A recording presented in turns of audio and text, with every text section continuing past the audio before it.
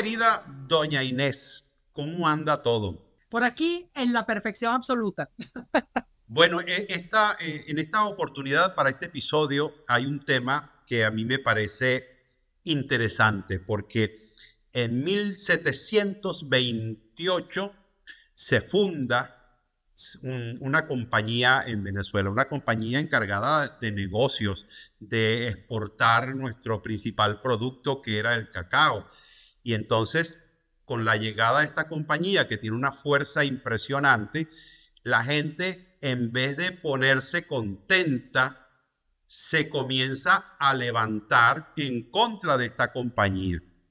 Es la famosa compañía guipuzcoana, nombre además de difícil pronunciación porque toda esta gente viene de Guipúzcoa, en el País Vasco. Y la pregunta es, ¿qué fue lo que pasó con la compañía guipuzcoana? ¿Por qué la gente le agarró tanta tirria a esta compañía? ¿Qué fue lo que hicieron para ganarse tanta mala fama?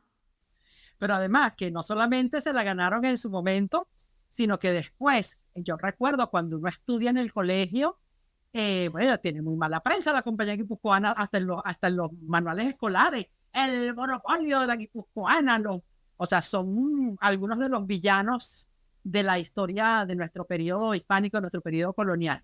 Bueno, Y verdad pero que era un aparte de que, monopolio, era un monopolio. sí, control absoluto del comercio. Y adicionalmente, yo creo que aparte de lo difícil de pronunciar la fulana guipuzcoana, está de por medio, bueno, ¿por qué deciden constituir esta compañía? Porque efectivamente la Real Cédula de Constitución es en 1728, pero ya en 1720-21 vino un guipuzcoano, un vizcaíno, hacer una evaluación de la realidad económica de la provincia de Venezuela, que era Pedro José de Olavarriaga.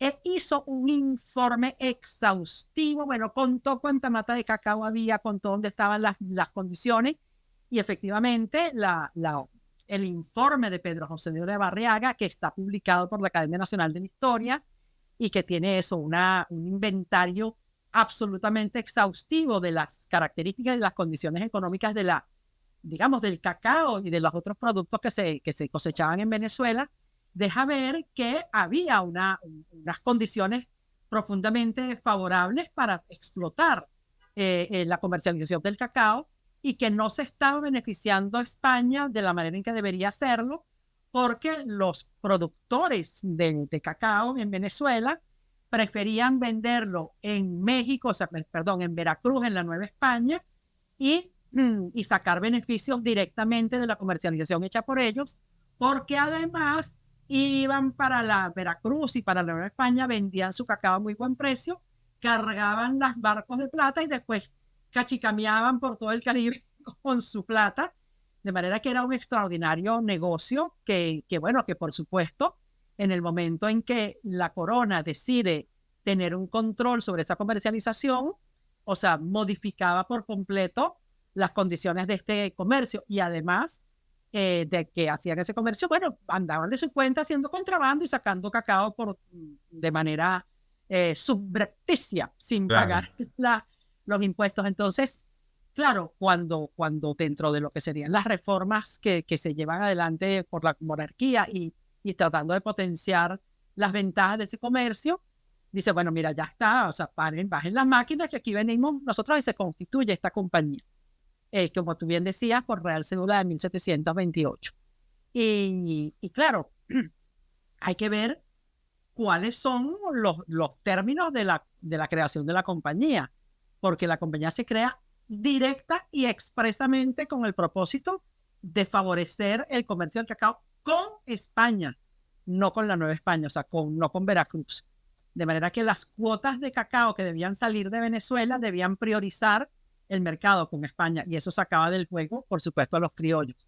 En segundo lugar, debía hacerse en los barcos de la compañía. Entonces eso sacaba del juego también a lo que eran las capacidades mercantes de los criollos que tenían sus naves, ¿no? Pero en tercer lugar, otro elemento que por supuesto no simpatizó en lo absoluto, quien fijaba los precios era la compañía.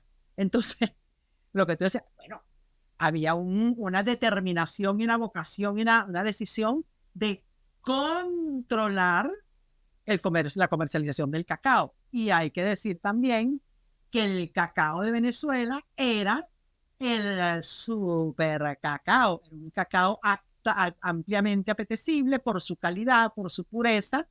Entonces, claro, todo eso genera, obviamente, una reacción contraria a lo que eran los términos de la comercialización que se impuso. Imagínate tú que en uno de los informes que se escriben en la época, o sea, la diferencia de precios, o sea, los Bicuspó, la compañía guipuzcoana, le pagaba a los productores el cacao a 10 pesos la fanega y lo vendía a 40 pesos.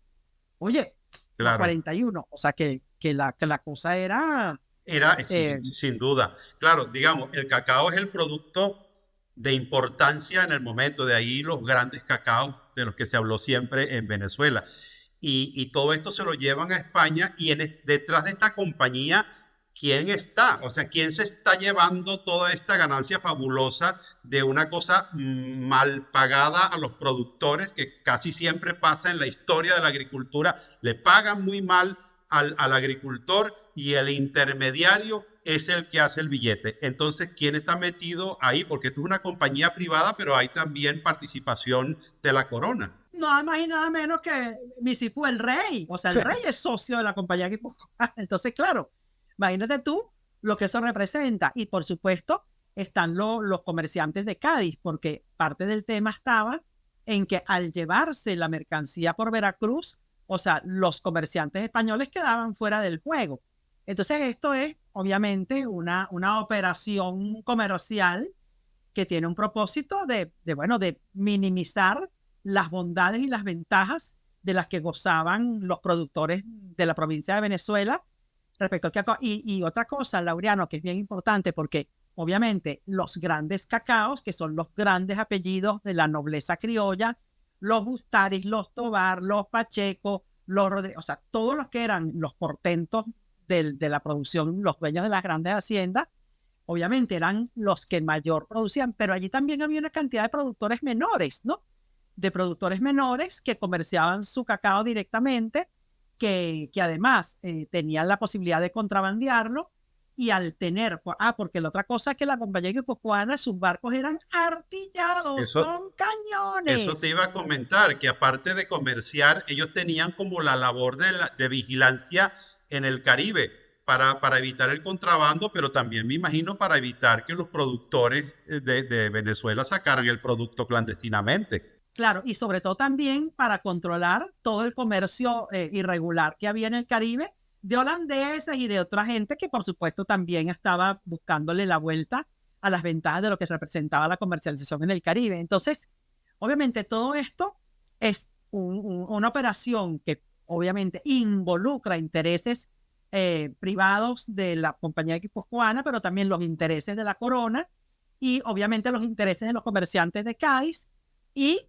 obviamente eso va a afectar a los intereses de los productores en Venezuela. Claro. Y entre estos intereses de los productores va a ser clave, obviamente, los grandes cacaos, pero los grandes cacaos no son, o sea, ¿qué es lo que van a hacer los grandes cacaos? Hacerla por la vía que les corresponde, utilizar el cabildo, hacer representaciones al rey, el conde, los Tobar, mire que aquí están perjudicando el negocito, que aquí nos están echando una broma, no que puede están seguir pagando así. Pero comienza un alzamiento muy en serio en contra de la compañía, gente armada de pistola, machete y lo que tenían a mano.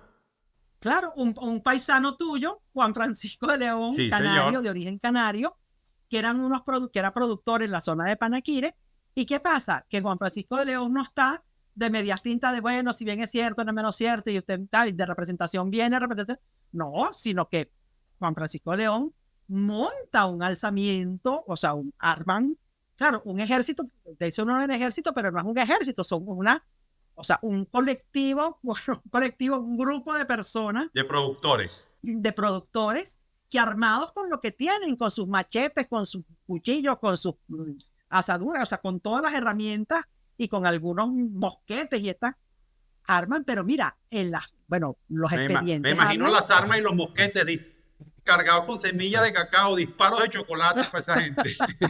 Disparando chocolate, no. Y también eso, bueno, que es una reacción, dice, no nos calamos todo este Claro, asunto y llegan a levantar, de acuerdo a los expedientes de la rebelión de Francisco de León, 8.000 hombres, 8.000 personas. eso es una Eso es cantidad una increíble. multitud, ¿no? Sí, O sea, hay que echarle pichón lo que significaba, o sea, un movimiento que pudiese aglutinar ese volumen de personas.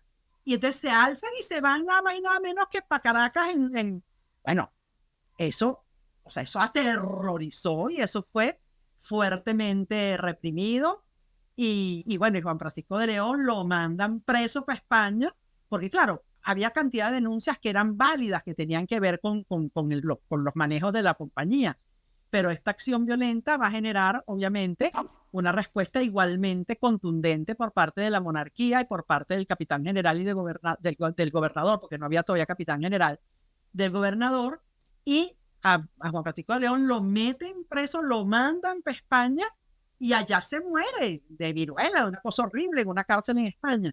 Pero la casa de Juan Francisco de León es destruida y tapiada con cal, con sal, para que no crezca nada allí. O sea, castigo ejemplarizado. sí, como de Y costumbre, claro, pero después todo esto genera también una serie de medidas para atenuar el impacto de la compañía sobre los productores criollos.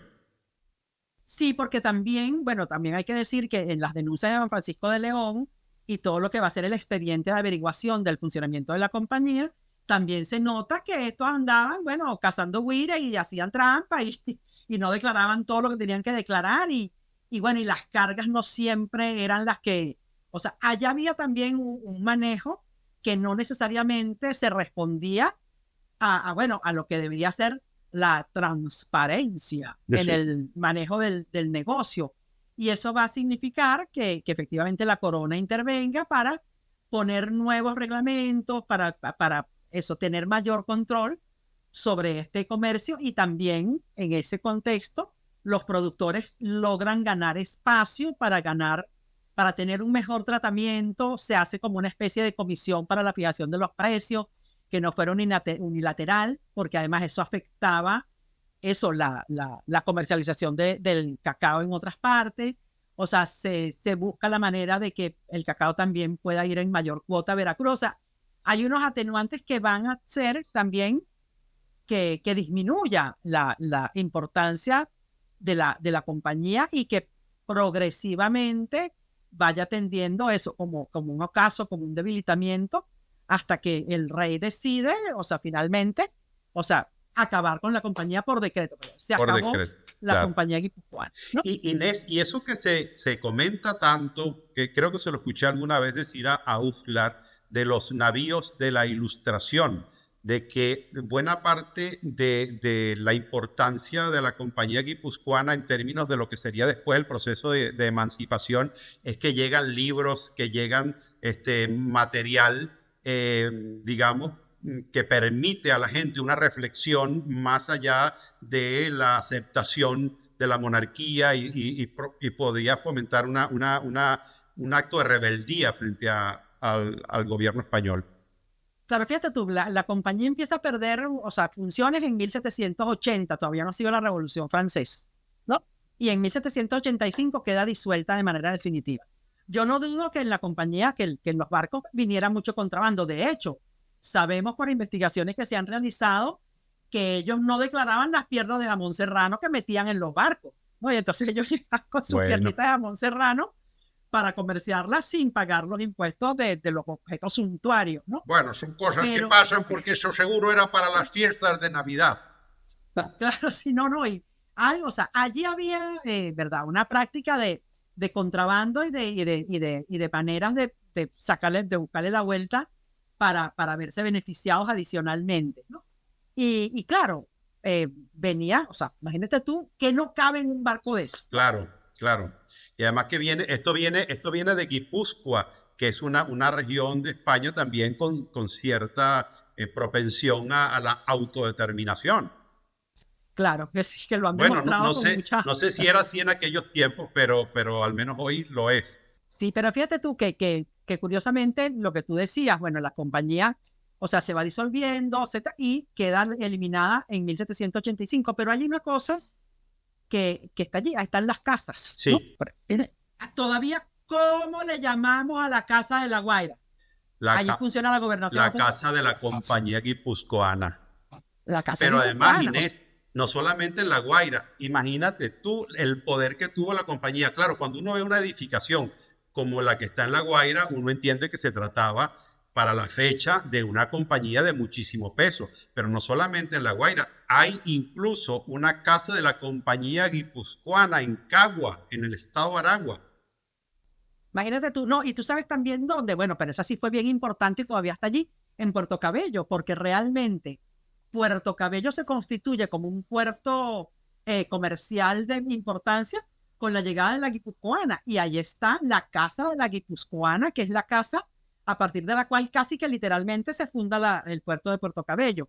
Entonces a mí me parece que por supuesto, es parte de lo que significa el debate de lo que fue la acción económica de la monarquía y de esta actividad comercial controlada, pero también que deja ver eso, lo que fueron estas relaciones comerciales complejas durante el periodo hispánico y bueno, y la memoria que de ello tenemos, porque aun cuando en el colegio nos enseñaron y la mala prensa de la compañía guipuzcoana se ha mantenido en la memoria, ahí están esas casas. Mira, la casa de La Guaira ha aguantado todas las vaguadas de cuando ese cerro se ha venido abajo y Sí, ahí está. cierto. Y ahora funciona allí la Y gobernación. una casa con historia, porque tengo entendido que la última noche de Miranda libre en su tierra se quedó en esa casa.